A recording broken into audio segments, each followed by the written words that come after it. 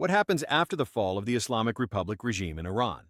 Certainly not chaos, not definitely a blank page.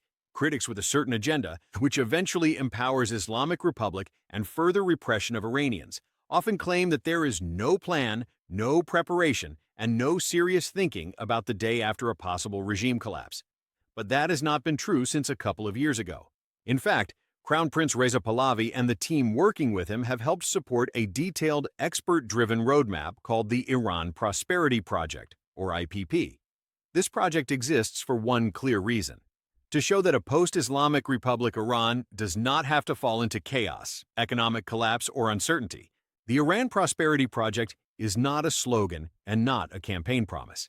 It is a structured body of research developed by economists, policy experts, and professionals who have studied Iran's economy and social systems in depth. Its purpose is simple but solid: to explain how Iran can stabilize itself immediately after a regime collapse, rebuild democratic institutions, and move toward long-term prosperity. The project starts from a realistic understanding of Iran's current condition.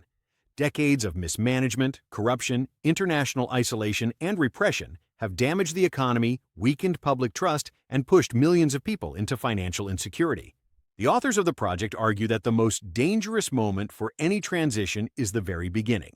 If there is no plan for the first months, even the best long-term vision can fail. That is why a major part of the Iran Prosperity Project focuses on economic and social stabilization in the immediate post-collapse period. This phase is about preventing panic, maintaining essential services, and protecting ordinary people. The research addresses how a transitional authority could manage the national budget, prevent currency collapse, stabilize the banking system, and avoid bank runs.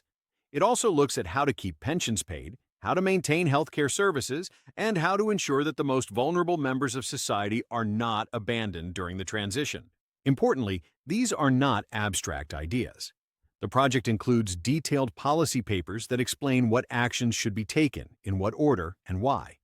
The goal is to ensure that from the first days after a regime change, Iran can function as a state rather than descend into disorder.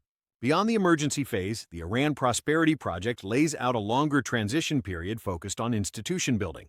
This includes drafting and ratifying a new constitution, establishing the rule of law, and creating transparent economic institutions that respect private property and individual rights.